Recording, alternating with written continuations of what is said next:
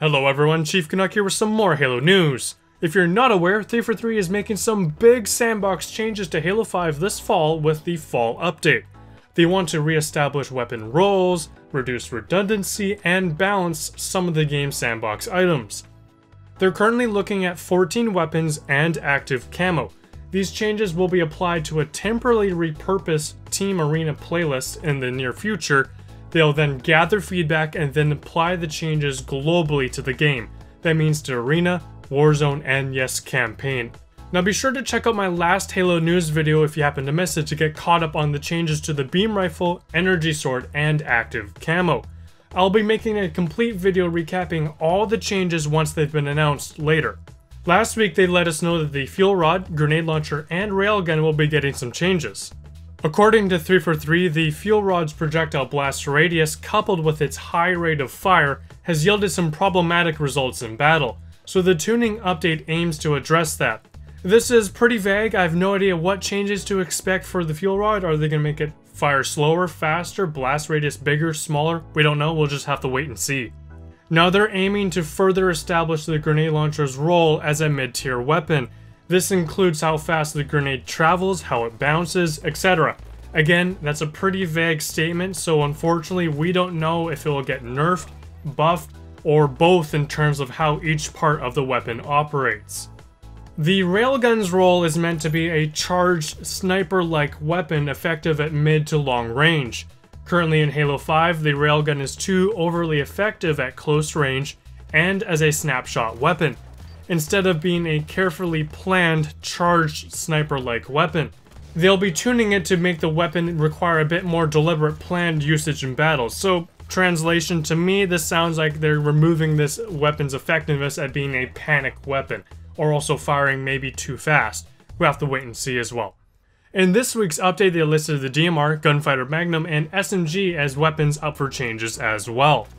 Currently, the DMR is too effective at close range, and it will receive some changes to fix this and strengthen it as a long-range marksman weapon. Even though this is vague, I agree with the direction they're taking that.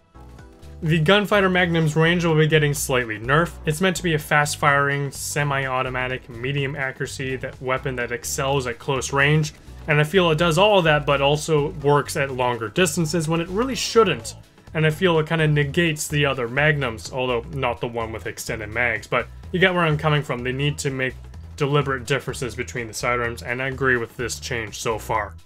And for the SMG, its range will also be getting nerfed, as 343 says they find the current SMG as a bit too effective outside its role as a close-range weapon. And you don't say! For those counting, that's 8 weapons being looked at that we know of so far, out of the 14. However, right now they just implemented a big change to Warzone. They added a Req Level Drip, so now your Req level will steadily increase over time. Before this change, you had to kill enemies, AI, or capture bases to increase your Req level in the match. So now you'll slowly level up even if you do nothing.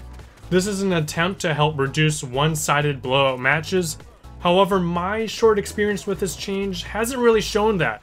I still experienced blowout matches on either side. So I want to hear your thoughts on this and let me know if your Warzone experience has changed for the better or for worse because of this Req Level Drip. Also, this only applies to regular Warzone. Warzone Firefight and Warzone Assault do not have this feature. In other news, the Extermination playlist is back featuring all new community-made maps. It's also part of the Double XP weekend along with regular Warzone and Snipers.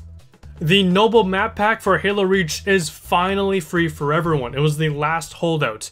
If you are not aware, every single map pack for Xbox 360 Halo titles are free.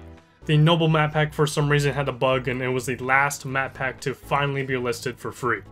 Last but not least, Halo Wars 2's expansion, Awakening the Nightmare, has a release date. Announced at Gamescom, the expansion will be arriving September 26, provided all goes well. The history with Halo Wars 2's DLC releases isn't great. I'm working on a separate video to talk about the news and new footage for Awakening the Nightmare from Gamescom, so keep an eye out for that. And as always, thank you for watching. My name's Chief Canuck. Hope you guys enjoyed the video, and if you did, be sure to hit the like button and subscribe if you haven't already, as it greatly helps out my channel, and I thank you for doing so. And as always, I hope you guys have a good weekend, and I'll see you guys next time.